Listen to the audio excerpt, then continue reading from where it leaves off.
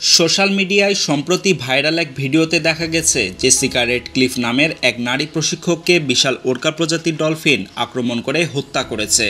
দৃশ্য দেখে আতঙ্কিত হচ্ছেন অনেকে, তবে সত্যিটা সম্পূর্ণ ভিন্ন।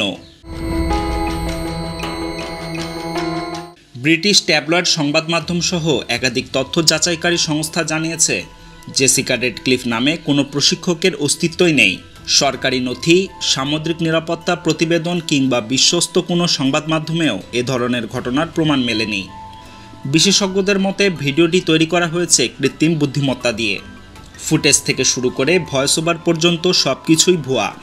উদ্দেশ্য ছিল দর্শকের আবেগকে নাড়িয়ে দিয়ে দ্রুত ভাইরাল হওয়া।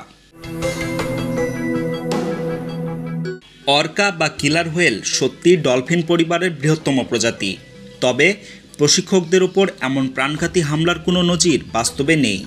গবেষকরা সতর্ক করেছেন অনলাইনে প্রতিনিয়ত এই ধরনের ভুয়া ও চাঞ্চল্যকর কন্টেন্ট তৈরি হচ্ছে, যা সামাজিক মাধ্যমে বিভ্রান্তি ছড়াচ্ছে।